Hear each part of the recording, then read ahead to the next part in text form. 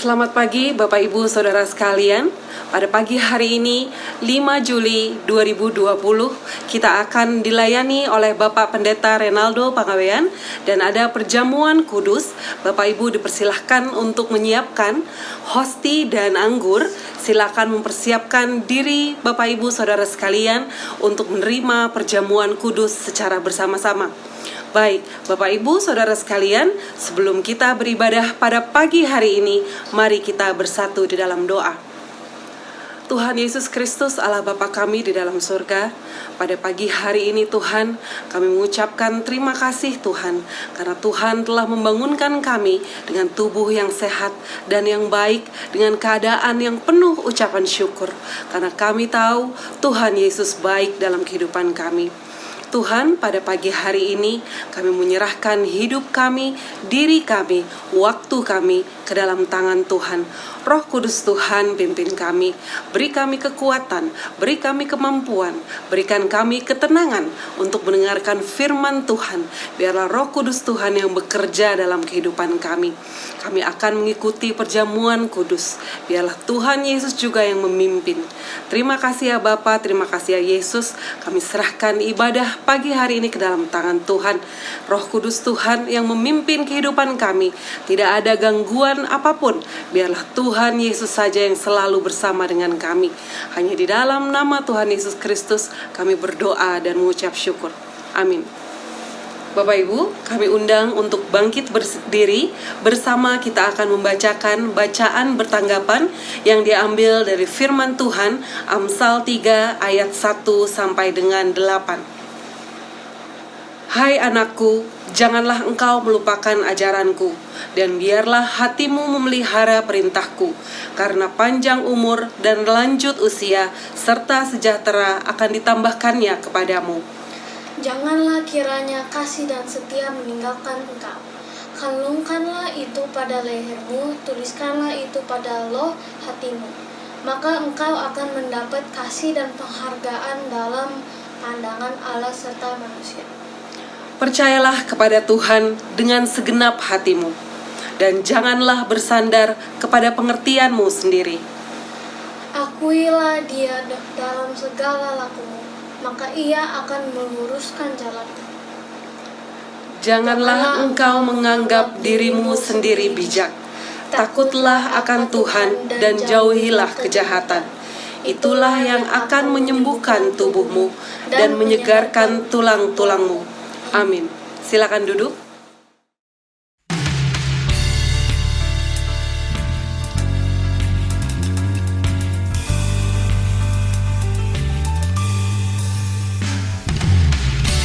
Shalom saudara, mari kita sama-sama memuji dan memuliakan nama Tuhan.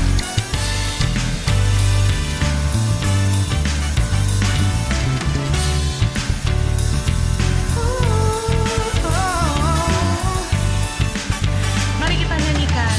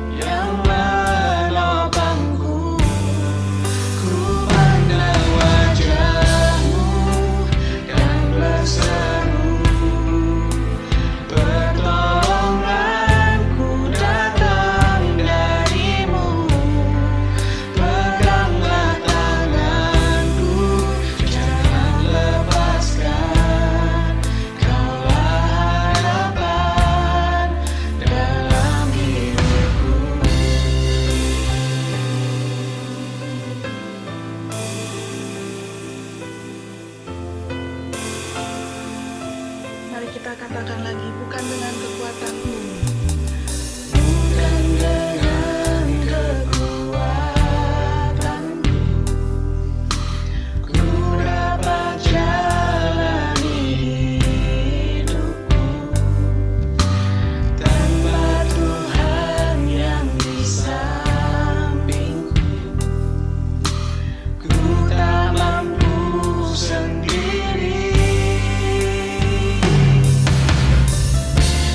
Engkaulah kuatku yang menopangku.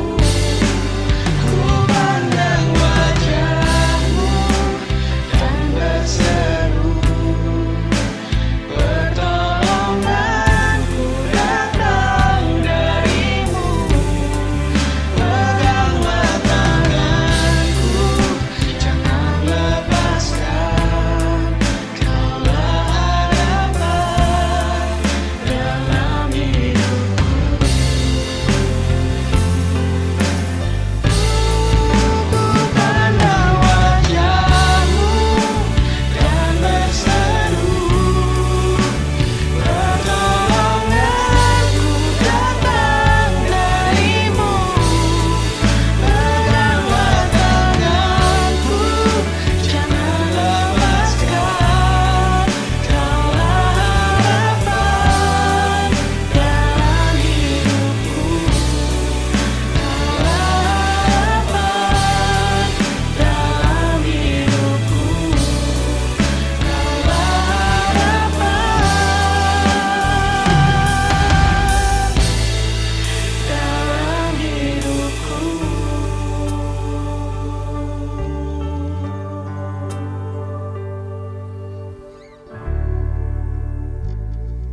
Shalom saudara-saudaraku yang saya kasih di dalam Tuhan Yesus, Jemaat Gereja Rasuli Indonesia Berkat. Mari saat ini kita mau merenungkan firman Tuhan, tetapi sebelum kita mendengar isi hati Tuhan, mari kita menundukkan kepala kita dan kita datang kepada Tuhan, mohon pimpinan Roh Kudus. Bapa dalam surga, kami sudah memuji dan menyembah Tuhan, dan saat ini kami mau duduk diam mendengarkan isi hati Tuhan.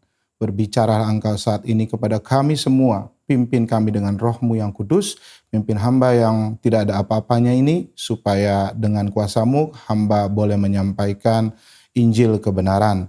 Berkati juga setiap jemaat Tuhan, supaya Roh Kudus juga yang memberikan iluminasi bagi mereka di tempat mereka masing-masing. Dalam nama Tuhan Yesus Kristus, Juru Selamat kami. Amin. Saudara-saudaraku, sebagaimana yang sudah disebarkan di flyer, hari ini kita akan merenungkan satu tema dari Mazmur 13, yaitu tema adalah berapa lama lagi Tuhan. Saudara-saudaraku, mari kita membuka Alkitab dari Mazmur 13. Mazmur 13 ayat yang ke-1 sampai habis, yaitu sampai 6 ayat. Saudara baca di rumah saudara masing-masing Alkitabnya, saya akan membacakan. Mazmur 13 ayat 1. Saya bacakan. Lembaga Alkitab Indonesia memberi judul Doa Kepercayaan. Untuk pemimpin biduan, Mazmur Daud. Berapa lama lagi Tuhan kau lupakan aku terus-menerus? Berapa lama lagi kau sembunyikan wajah-Mu terhadap aku? Berapa lama lagi aku harus menaruh kekhawatiran dalam diriku dan bersedih hati sepanjang hari? Berapa lama lagi musuhku meninggikan diri atasku? Pandanglah kiranya, jawablah aku ya Tuhan Allahku. Buatlah mataku bercahaya, supaya jangan aku tertidur dan mati. Supaya musuhku jangan berkata, aku telah mengalahkan dia. Dan lawan-lawanku bersorak-sorak apabila aku goyah. Tetapi aku, kepada kasih setiamu aku percaya. Hatiku bersorak-sorak karena penyelamatanmu. Aku mau menyanyi untuk Tuhan, karena Ia telah berbuat baik kepadaku. Saudara-saudaraku, di dalam Mazmur ini ditulis oleh Daud. Judulnya tadi adalah doa kepercayaan. Berarti ini adalah doa Daud. Dan dari apa yang kita baca kita tahu Daud pasti dalam kondisi yang tidak menyenangkan. Dia sedang menderita, dia sedang sedih dan susah. Dan pasti sudah berlangsung lama. Sehingga dia bertanya kepada Tuhan, berapa lama lagi Tuhan kau lupakan aku terus menerus? Dan kalau kata berapa lama lagi, berarti Daud sedang menunggu. Ini adalah tentang menunggu keadaan lebih baik. Keadaan yang buruk menjadi lebih baik, itu yang kita doakan. Tetapi sampai saat Daud menulis Mazmur ini, ternyata itu belum berubah. Saudara-saudaraku, memang kita manusia itu bergumul dan struggle dalam hal menunggu. Saya tidak suka menunggu atau tidak sabar. Saudara juga pasti seperti itu. Ya, sepanjang hidup kita, dari kecil sampai kita tua, kita selalu diperhadapkan dengan kondisi menunggu. Dan menunggu itu adalah pekerjaan atau aktivitas yang sebenarnya paling menyebalkan. Ketika di jalanan ramai antri, kita harus menunggu sampai kita bisa berjalan lancar. Saudara-saudaraku, pernahkah saudara mengirim email kepada satu lembaga atau pada teman saudara? Saudara meminta satu informasi yang urgent.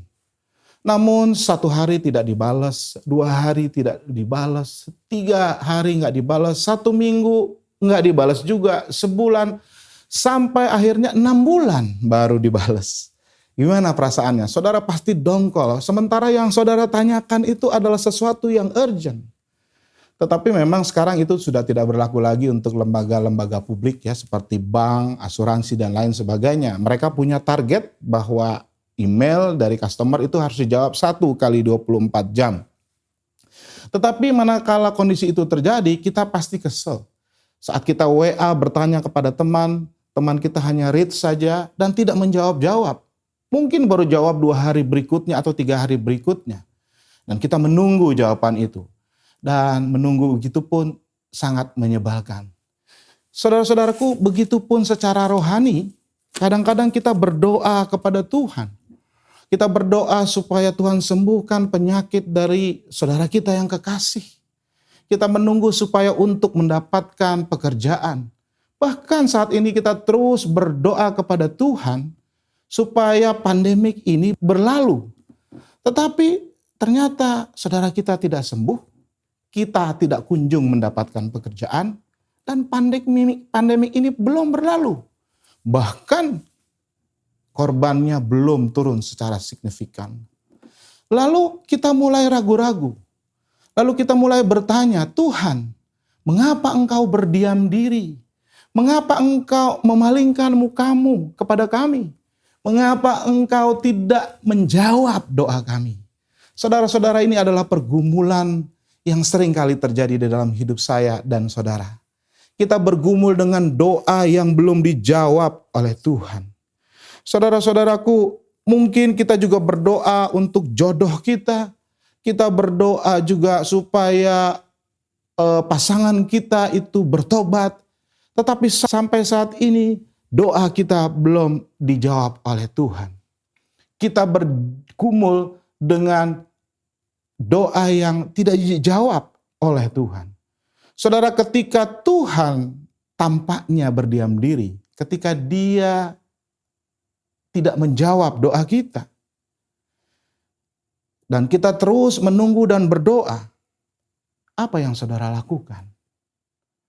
Dan yang kita pelajari, itulah yang akan kita pelajari. Daud mempunyai pergumulan seperti itu, sama dengan kita. Di dalam Mazmur 13, dia menulis sebuah doa.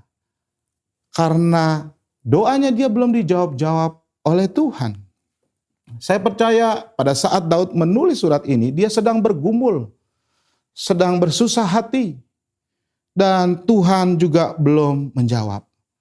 Lalu ketika Tuhan belum menjawab doa Daud, apa yang dilakukan Daud? Kita bisa pelajari dari Mazmur ini. Saya pelajari ada 4 hal yang dilakukan oleh Daud. Yang pertama adalah Daud curhat kepada Tuhan. Dia melepaskan, mengungkapkan semua keluh kesahnya kepada Tuhan. Dia bersikap jujur. Yang kedua, dia menunggu Tuhan. Ya, dia percaya bahwa ini adalah satu proses yang Tuhan izinkan untuk membentuk dirinya. Yang ketiga, di dalam ayat ini, doa Daud, kita pelajari bahwa sekalipun demikian, dia tetap percaya. Dia tetap trust sama Tuhan, pada kasih setia Tuhan. Dan yang keempat, yang dilakukan Daud adalah dia bernyanyi. Dia memuji Tuhan. Dia bersorak-sorak karena Tuhan telah berbuat baik bagi dia. Kita akan lihat saudara-saudaraku di Mazmur 13. Pasal ini sangat singkat namun kaya akan aplikasi dalam kehidupan kita. Kita baca tadi saudara-saudaraku, Daud 4 kali bertanya kepada Tuhan. Dia tanya, berapa lama lagi Tuhan kau lupakan aku terus menerus? Berapa lama lagi kau sembunyikan wajahmu terhadap aku? Berapa lama lagi aku harus menaruh kekhawatiran dalam diriku dan bersedih hati sepanjang hari? Berapa lama lagi musuhku meninggikan diri atasku? Saudara-saudaraku, kita sedikit harus mengingat kembali adalah latar belakang kehidupan Daud. Daud ini awalnya adalah seorang gembala ketika dia masih muda. Namun Tuhan memilih dia untuk menjadi Raja Israel menggantikan Saul. Tetapi perjalanan dari sebagai gembala sampai raja itu adalah perjalanan yang panjang. Dan grafiknya tidak habis ditahbiskan atau diurapi dia langsung jadi raja. Memakan waktu yang bertahun-tahun sampai dia akhirnya menjadi raja. Dan dalam perjalanan itu, walaupun grafiknya menaik, dia mengalami jatuh bangun, up dan down. Dan saya percaya ini ditulis dia pada saat dia sedang jatuh, saudara-saudaraku. Dan memang kita tidak tahu secara tepat pada kondisi susah yang apa yang dialaminya. Tapi kalau kita lihat saudara-saudaraku, dia adalah seorang gembala. Dan awalnya kalau saudara baca di dalam kitab Samuel, dia tidak dianggap oleh keluarganya.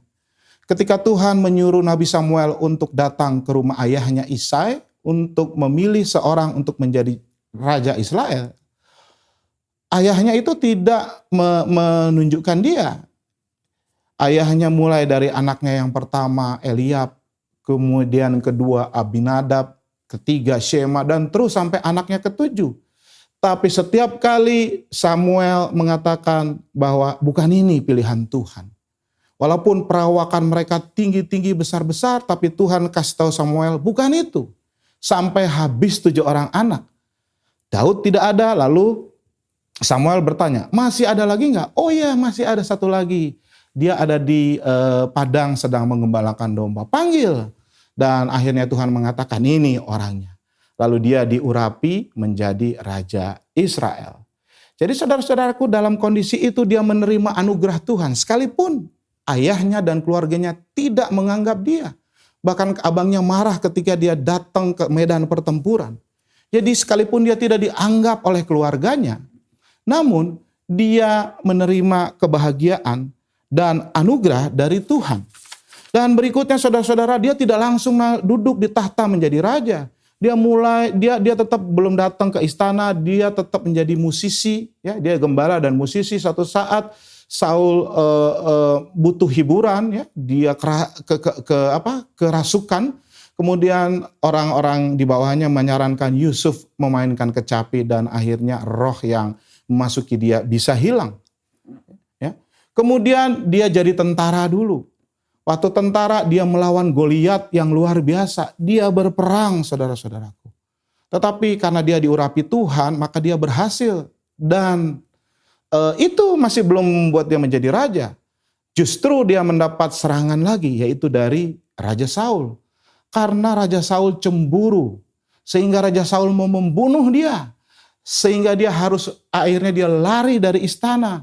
Dia keluar dari Israel. Bahkan dia bersembunyi, dia jadi buron. Dan di situ dia dikejar-kejar. Dia merasa takut dan merasa tidak aman.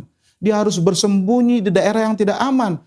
Ya, di daerah-daerah Filistin yang sering dia perangi, tapi dia harus bersembunyi di daerah itu supaya aman dari kejaran Raja Saul.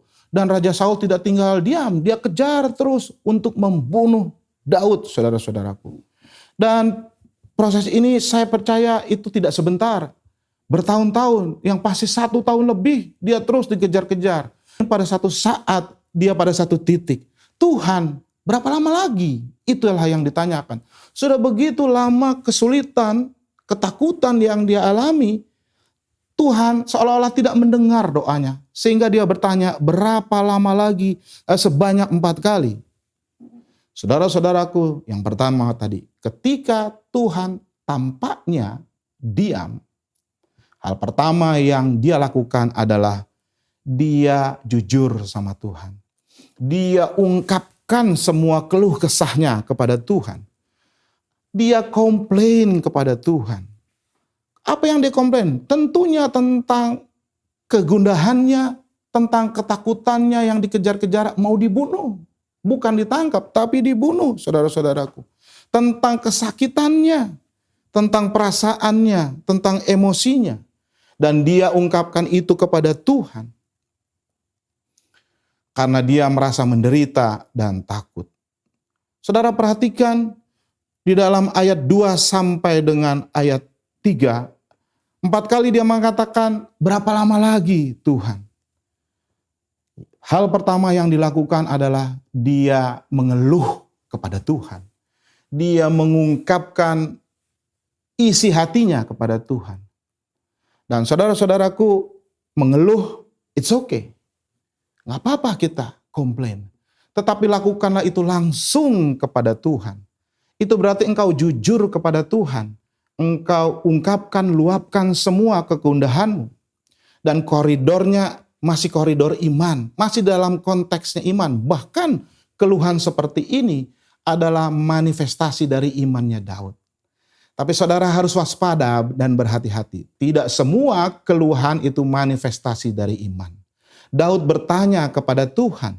Tetapi orang yang mengeluh yang bukan manifestasi dari iman, dia bukannya bertanya tetapi mempertanyakan Tuhan. Imannya goyang. Dan itu yang harus kita waspada. Ketika kita bertanya kepada Tuhan, itu harus dalam koridor iman kita. Itu harus merupakan manifestasi iman kita kepada Tuhan. Bukan sikap atau attitude kita. Ya.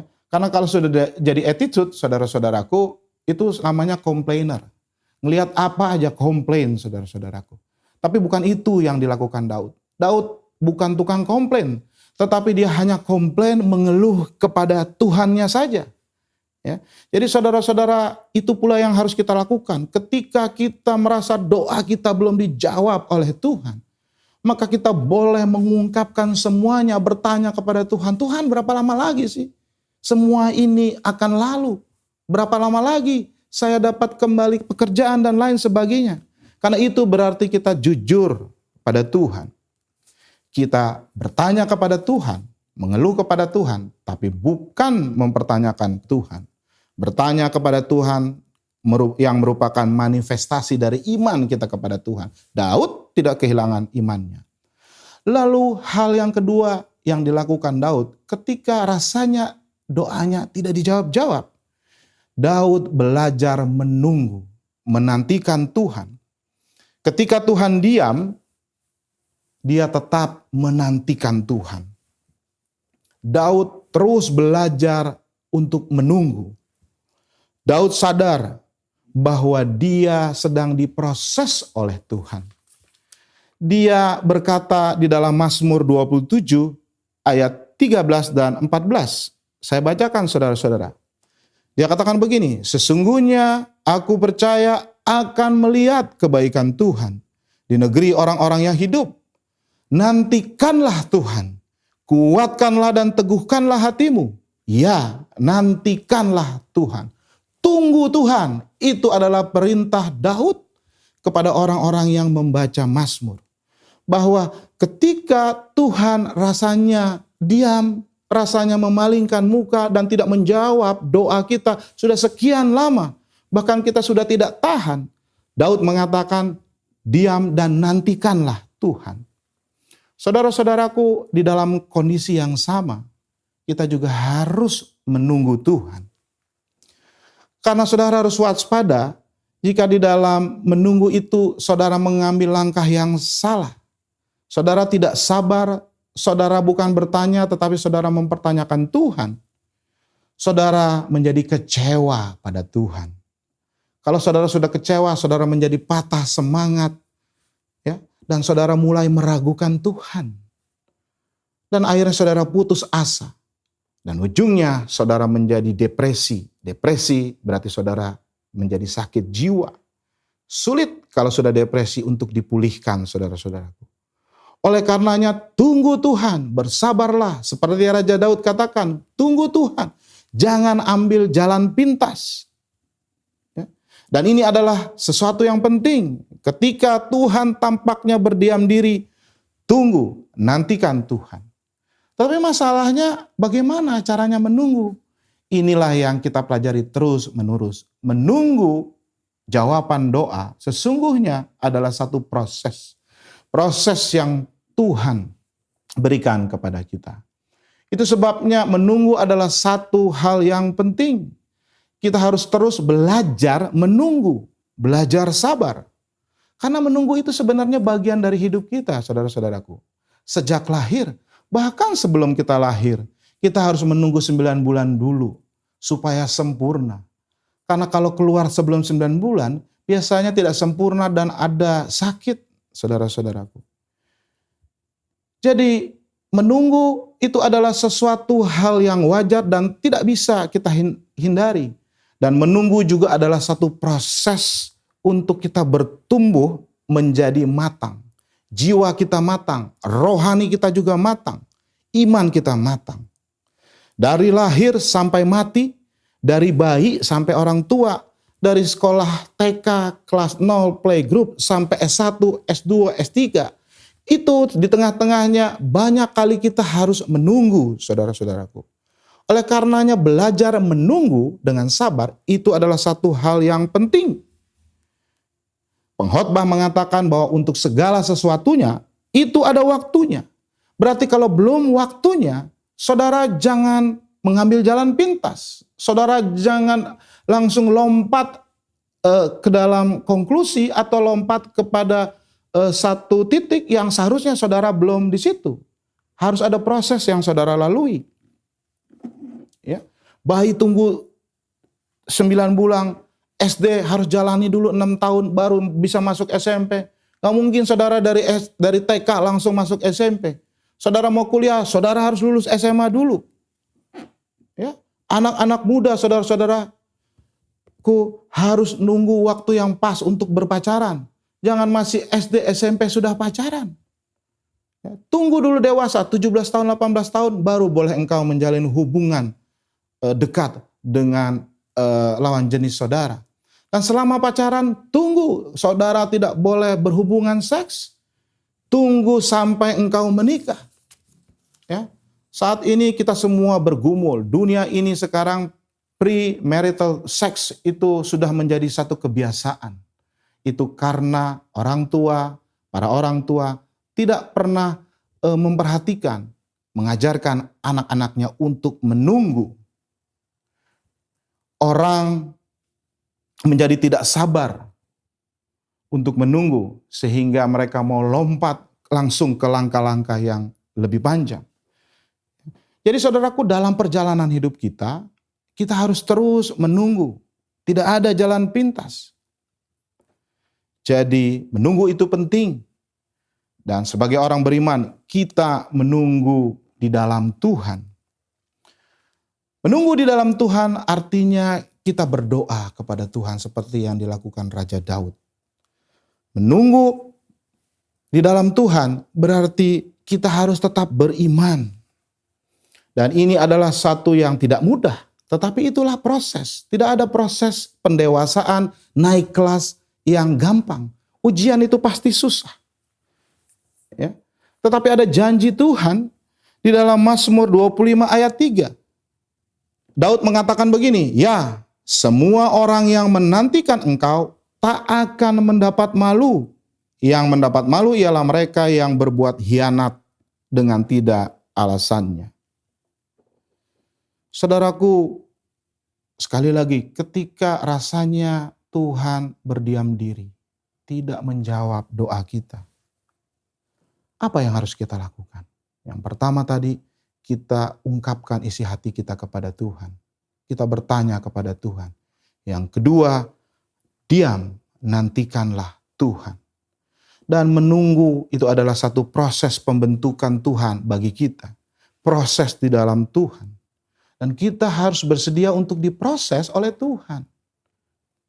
Ya, sekalipun banyak hal-hal yang tidak bisa kita mengerti, tapi kita percaya itu adalah proses dari Tuhan. Saudara-saudaraku, kembali ke Mazmur 13, dikatakan ayat 3 dan 4. Dia katakan begini, saudara-saudaraku, pandanglah kiranya, jawab aku ya Tuhan Allahku, buatlah mataku bercahaya, supaya jangan aku tertidur dan mati. Saudara-saudaraku, dia meminta kepada Tuhan supaya matanya bercahaya. Apa artinya sebenarnya? Yaitu supaya dia tetap matanya terbuka, supaya dia tetap kuat sekalipun kesulitan belum juga hilang dalam hidupnya. Supaya dia tidak tertidur dan mati. Mata bercahaya itu berarti pertama dia bisa melihat dengan jelas. Dia bisa melihat semua persoalan yang ada di depannya dengan perspektif yang benar. Dan perspektif yang benar adalah perspektifnya Allah. Perspektifnya dari firman Tuhan. Dan saudara-saudaraku, untuk kita mempunyai perspektif yang benar, kita harus minta hikmat dari Tuhan. Mazmur 90, Daud juga mengatakan, saudara-saudaraku, di dalam hal meminta hikmat dari Tuhan. Dia katakan begini, ayatnya yang ke-12, ajarlah kami menghitung hari-hari sedemikian, sehingga beroleh hati yang bijaksana. Ketika Tuhan terlihat berdiam diri, banyak orang yang lari dari Tuhan. Tetapi tidak demikian halnya dengan Daud. Dia justru meminta hikmat dari Tuhan untuk dapat melihat semua persoalan ini di dalam perspektif yang benar. Di dalam perspektif Allah. Jadi dia meminta mata bercahaya, berarti dia minta hikmat kepada Tuhan. Begitupun juga dengan kita. Ketika kita dalam kesulitan, kita tidak mengerti. Maka Tuhan katakan, mintalah hikmat kepada Tuhan. Di dalam Yakobus 1 ayat 5, Rasul Yakobus juga mengatakan, saudara-saudaraku, tetapi apabila di antara kamu ada yang kekurangan hikmat, hendaklah ia memintakannya kepada Allah, yang memberikan kepada semua orang dengan murah hati dan dengan tidak membangkit-bangkit, maka hal itu akan diberikan kepadanya. Daud tidak menjauh dari Tuhan, Daud justru mendekat kepada Tuhan. Dia mengeluarkan unek-uneknya kepada Tuhan, dan dia belajar menunggu dan menerima proses yang sedang dia alami. Dia berdoa minta hikmat. Karena kesulitan itu sesungguhnya adalah sebuah ujian iman bagi dia. Dan juga bagi kita, saudara-saudaraku. Segala kesulitan yang masih kita hadapi, sesungguhnya itu adalah ujian buat kita. Kalau kita baca tadi di dalam Yakobus 1 dari ayat sebelumnya, ayat 2, Yakobus katakan begini, saudara-saudara, anggaplah sebagai satu kebahagiaan apabila kamu jatuh dalam berbagai-bagai pencobaan. Sebab kamu tahu bahwa ujian terhadap imanmu itu menghasilkan ketekunan. Dan biarlah ketekunan itu memperoleh buah yang matang, supaya menjadi sempurna dan utuh dan tak kekurangan sesuatu apapun. Jadi di dalam hal menunggu, kita menganggap pencobaan yang kita alami ini adalah satu ujian iman kita. Supaya kita menjadi tekun. Dan ketekunan itu akan berbuah yang matang. Dan akhirnya kita menjadi sempurna. Dan kita tadi dilanjutkan juga oleh ayat 5. Hendaknya kita meminta hikmat. Dan Tuhan akan memberikan kita hikmat. Jadi saudaraku, belajar menunggu Tuhan menjadi satu yang bermanfaat bagi pertumbuhan iman kita. doamu pun pasti akan berubah setelah engkau menerima hikmat dan perspektif yang benar. Kalau tadi seperti Daud bertanya, berapa lama lagi? Mungkin doa kita juga begitu, berapa lama lagi Tuhan? Lalu doa yang sering kita naikkan kepada Tuhan, why? Kenapa Tuhan? Kenapa ini terjadi? Tetapi ketika kita belajar meminta hikmat dari Tuhan, maka doa kita akan berubah. Dari why menjadi how, menjadi Tuhan.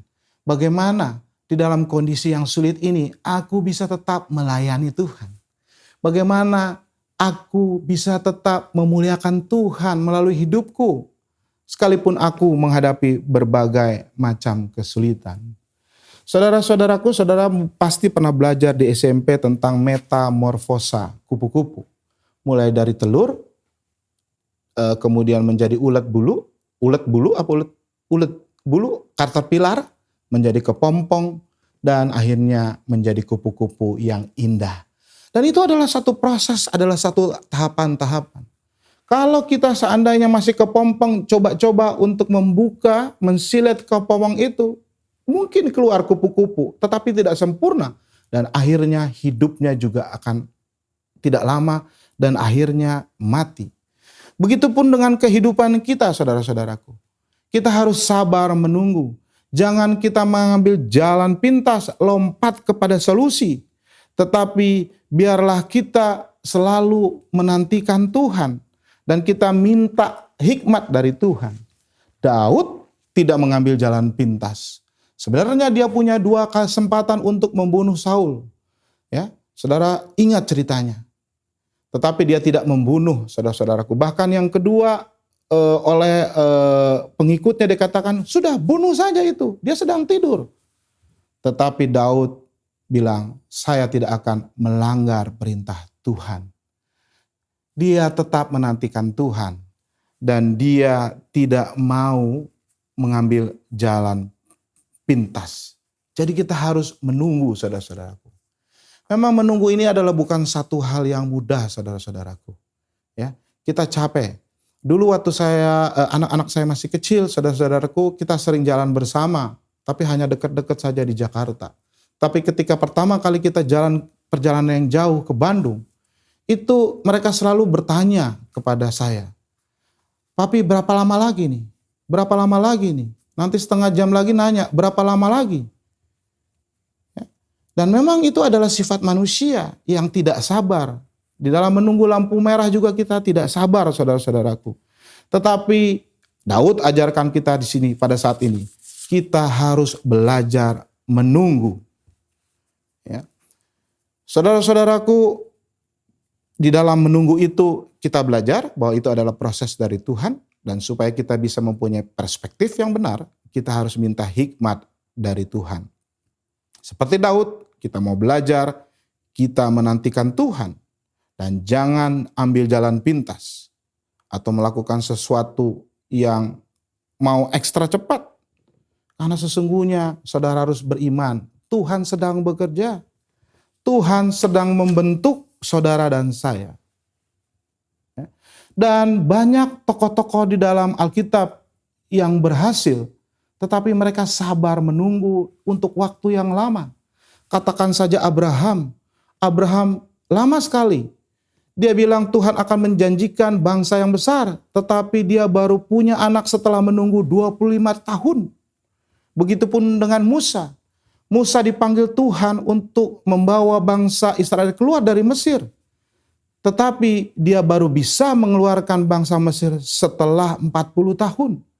Dia menunggu 40 tahun. Begitu juga Yusuf. Untuk menjadi Perdana Menteri Mesir sejak dia dibuang oleh abang-abangnya, itu memakan waktu 15 tahun. Begitu juga dengan Daud yang kita pelajari doanya hari ini. Sejak dia ditahbiskan untuk menjadi Raja Israel, dia harus menunggu berapa lama, saudara? 15 tahun sampai dia akhirnya benar-benar jadi raja. Jadi kehidupan ini penuh dengan masa-masa kita harus menunggu Tuhan. Bukan proses yang instan. Ya, bukan proses yang jalan pintas. Seperti Daud, kita harus menunggu Tuhan. Begitu juga dalam perjanjian baru, Rasul Paulus. ketika dia bertemu dengan Tuhan Yesus, Tuhan Yesus mengutus dia untuk menjadi rasul kepada bangsa-bangsa non-Yahudi. Bukannya besoknya dia langsung jadi rasul. Enggak, saudara-saudaraku. Dia belum menjadi rasul. Bahkan dia belajar dulu. Dia jadi jemaat biasa di kota Antioquia. Dan baru 14 tahun kemudian dia menjadi rasul, saudara-saudaraku. Dan memang buah pelayanannya luar biasa setelah 14 tahun itu. Dan semua seluruh dunia percaya dengan Tuhan Yesus itu karena pekerjaan penginjilannya. Saudara-saudaraku, ketika Tuhan tampaknya berdiam diri, belajarlah untuk menunggu, menantikan waktunya Tuhan. Saya juga tidak suka menunggu. Artinya saya itu bergumul, struggle di dalam menunggu. Tetapi ketika saya merenungkan firman ini, maka saya harus belajar untuk menunggu. Belajar menjalani proses yang Tuhan izinkan untuk membentuk saya ketika saya menghadapi masa-masa yang sulit. Kita minta hikmat dari Tuhan. Apa yang sedang saudara alami saat ini? Apa pergumulan saudara? Dan saudara sudah menunggu lama. Atau tidak terlalu lama tetapi saudara sudah tidak sabar. Mungkin saudara bergumul dengan kesembuhan akan sakit yang saudara alami. Mungkin saudara menunggu saudara mendapat pekerjaan lagi setelah sementara ini di PHK. Mungkin saudara menunggu kapan saya dapat klien, kapan saya dapat customer. Mungkin saudara menunggu kapan suami saya mempunyai karakter yang baik. Setelah sekian tahun dia tetap tidak bisa mengasihi dengan baik. Mungkin saudara bergumul dengan pasangan saudara yang belum bertobat dan lain sebagainya. Hari ini Daud katakan, berdiam diri di hadapan Tuhan. Nantikanlah Tuhan. Menunggulah di dalam Tuhan. Begitupun saudara di dalam ibadah kita berkumpul bersama. Kita harus menunggu waktunya Tuhan. Kita harus menanti Tuhan. Ya. Kita harus bersabar. Lagi pula saudara-saudaraku, saya mau bertanya juga, kalau orang begitu antusias dan ingin beribadah, itu alasannya harus hanya satu, yaitu untuk memuliakan Tuhan, untuk mengasihi Tuhan, dan tidak boleh ada alasan yang lain.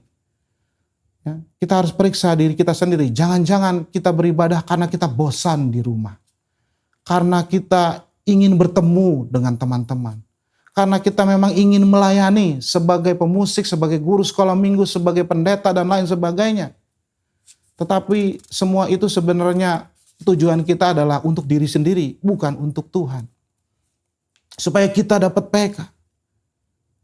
Tetapi kalau kita memang benar-benar pengen beribadah, uji diri kita. Bahwa kita memang benar-benar rindu untuk meninggikan Tuhan, memuliakan Tuhan.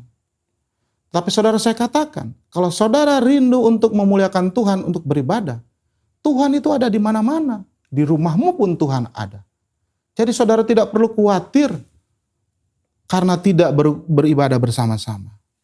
Saudara-saudaraku, hal yang ketiga adalah Daud tetap percaya. Kalau kita lihat di dalam ayat yang kelima dan keenam, dikatakan saudara-saudaraku, supaya musuhku jangan berkata aku telah mengatakan dia, dan lawan-lawanku bersorak-sorak apabila aku goyah. Tetapi aku kepada kasih setiamu, aku percaya. Saudara-saudara, penting buat kita tetap mempunyai iman di dalam keadaan sulit selagi kita menunggu. Saudara perhatikan apa yang Daud percayai. Dia percaya kepada kasih setia Tuhan. Jadi penting bagi kita di dalam menghadapi masa-masa sulit ini adalah untuk tetap trust kepada kasih. Kasih itu berarti anugerah Tuhan. Dan setia. Setia artinya tidak pernah berubah. Selalu ada. Itu adalah yang penting dan itu yang akan membuat kita semangat. Dari seluruh Alkitab, perjanjian lama sampai perjanjian baru. Dari kejadian sampai wahyu. Dari Adam sampai dengan rasul-rasul. Semuanya bercerita tentang satu hal. Yaitu tentang kasih Allah. Dari penciptaan sampai nanti kedatangan Tuhan Yesus yang kedua kali, parousia, temanya cuma satu, yaitu penyelamatan. Itu berarti kasih Allah itu tidak pernah berubah dan Tuhan setia dengan kasih-Nya. Kasih Allah tidak pernah batal. Sejarah membuktikan kasih Allah itu tidak pernah dianulir, batal. Termasuk di dalam kejadian-kejadian kondisi-kondisi sulit pada masa-masa ini. Daud mengingat akan kasih setia Tuhan yang tidak pernah hilang, tidak pernah batal. Dan dia tetap percaya, saudara-saudaraku. Sekalipun di ayat pertama dia mengeluh kepada Tuhan, tetapi dia tutup doanya dengan aku percaya. Hendaklah kita juga seperti itu. Kita tetap percaya kepada kasih setia Tuhan. Kita mempunyai iman seperti iman Daud. Karena tidak ada alasan sesungguhnya bagi kita untuk tidak beriman pada zaman kita ini. Untuk meragukan akan kasih setia Tuhan. Karena sudah terbukti sepanjang zaman, kasih Allah tidak pernah berubah. Itu sebabnya Daud dia tetap menantikan Tuhan di dalam kondisi sulit. Saudaraku yang keempat dikatakan di dalam ayat 6, saudara-saudaraku, tetapi aku kepada kasih setiamu aku percaya. Hatiku bersorak-sorak karena penyelamatanmu. Aku mau menyanyi untuk Tuhan karena Ia telah berbuat baik padaku. Hal yang keempat dan ini yang terakhir, saudara-saudaraku, Daud tetap bersorak-sorak memuji Tuhan. Untuk apa? Dikatakan di situ untuk penyelamatan. Padahal dia belum selamat. Dia masih dikejar-kejar oleh Saul. Tetapi dia mengatakan dia sudah bersyukur. Berarti dia sudah in advance. Dia percaya bahwa Tuhan pasti akan menyelamatkannya. Itu sebabnya sekalipun penyelamatan itu dia belum lihat, dia sudah memuji Tuhan. Dia katakan, aku mau bersorak-sorak karena penyelamatanmu. Belum terjadi, tetapi dia sudah menganggap terjadi. Begitupun dengan perbuatan baik Tuhan. Dikatakan, saudara baca di dalam yang terakhir, aku mau menyanyi untuk Tuhan karena Ia telah berbuat baik kepadaku. Dia belum diselamatkan Tuhan, dia masih dikejar-kejar. Tetapi dengan iman, dengan profetik dia katakan telah berbuat baik kepadaku. Sebuah iman yang luar biasa, saudara. Memang ini juga bisa berarti bahwa dia merenungkan bahwa selama ini Tuhan juga telah berbuat baik. Ya.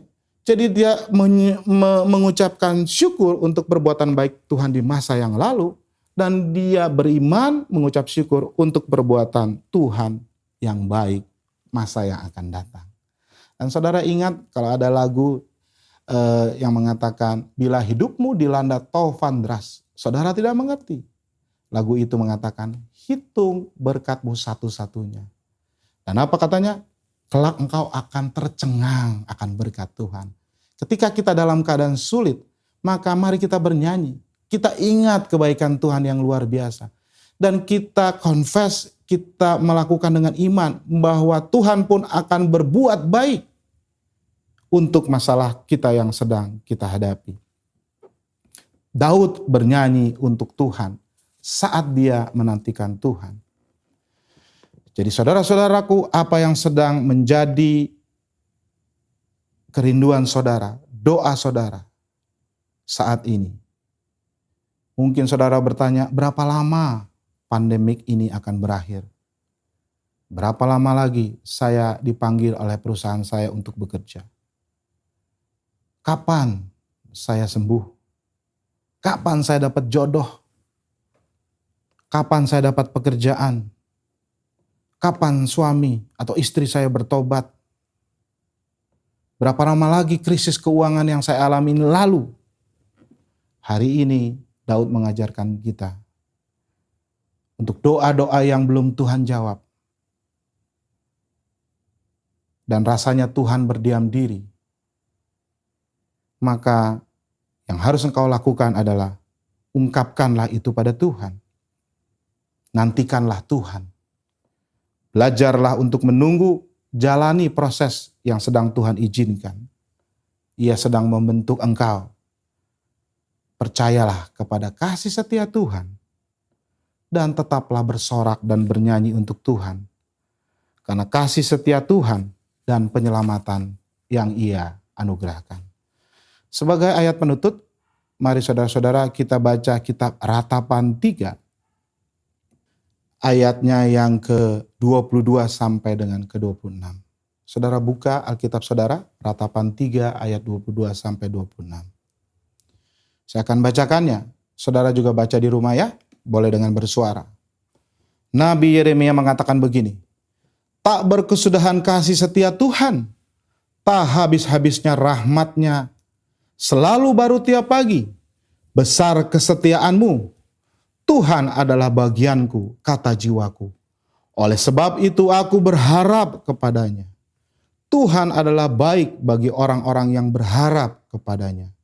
Bagi jiwa yang mencari Dia, adalah baik menanti dengan diam pertolongan Tuhan. Kiranya Tuhan memberkati saudara-saudara sekalian. Amin. Mari saudara kita responi firman Tuhan hari ini. Kita berjanji pada Tuhan untuk selalu menantikan Tuhan apapun yang terjadi dalam hidup kita. Bersama kita naikkan pujian kepada Allah. Katakanlah dengan penuh iman. Walau ku tak dapat melihat semua rencana-Mu Tuhan, namun hatiku tetap menandang padamu. Kau tuntun langkahku. Walau ku tak dapat berharap atas kenyataan hidupku, namun hatiku tetap berharap padamu. Kau tuntun langkahku. Saudaraku, kita akan masuk perjamuan kudus. Saudara silahkan mempersiapkan diri dengan doa dan bersaat teduh. Setelah itu saudara bisa bernyanyi bersama sinas. Ku sadar tak semua dapat aku miliki di dalam hidupku, hatiku percaya rancangan-Mu bagiku adalah yang terbaik. Walau ku tak dapat melihat semua rencana-Mu Tuhan, namun hatiku tetap memandang padamu. Kau tuntun langkahku. Walau ku tak dapat berharap atas kenyataan hidupku, namun hatiku tetap memandang padamu. Kau ada untukku. Walau ku tak dapat melihat semua rencana-Mu Tuhan, namun hatiku tetap memandang padamu. Kau tuntun langkahku. Walau ku tak dapat berharap atas kenyataan hidupku, namun hatiku tetap memandang padamu. Kau ada untukku.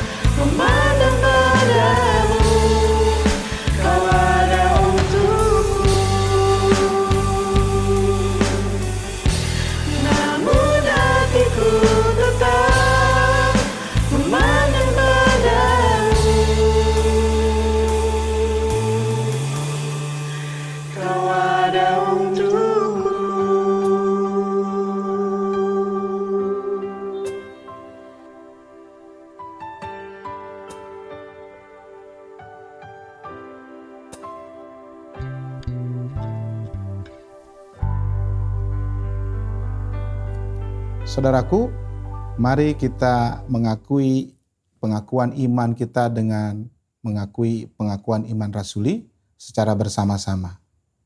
Aku percaya kepada Allah Bapa yang Maha Kuasa, Halik langit dan bumi, dan kepada Yesus Kristus, anaknya yang tunggal Tuhan kita, yang dikandung daripada Roh Kudus, lahir dari anak darah Maria, yang menderita sengsara di bawah pemerintahan Pontius Pilatus, disalibkan, mati dan dikuburkan, turun ke dalam kerajaan maut.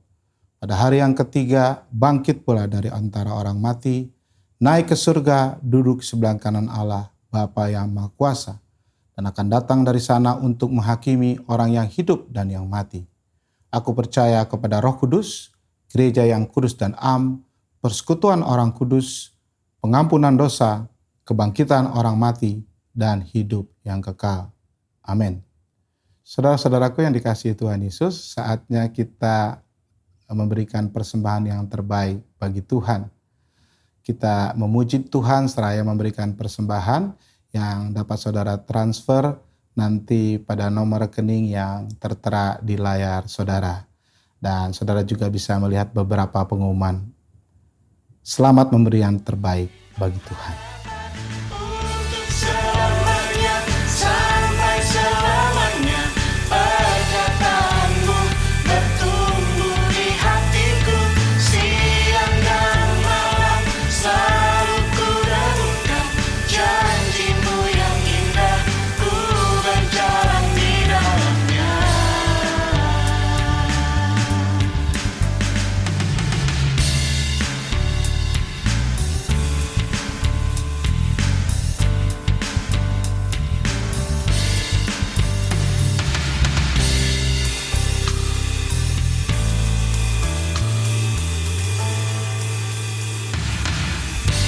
Ku ingin selalu mendengar suaramu, dan ku renungkan setiap waktu saat kau milikku. Untuk selamanya, sampai selamanya, perkataanmu bertumbuh di hatiku, siang dan malam selalu ku renungkan, janjimu yang indah, ku berjalan di dalamnya. Untuk selamanya, sampai selamanya, perkataanmu bertumbuh di hatiku, siang dan malam selalu ku renungkan, janjimu yang indah, ku berjalan di dalamnya. Janjimu yang indah, ku berjalan di dalamnya. Janjimu yang indah, ku berjalan di dalamnya.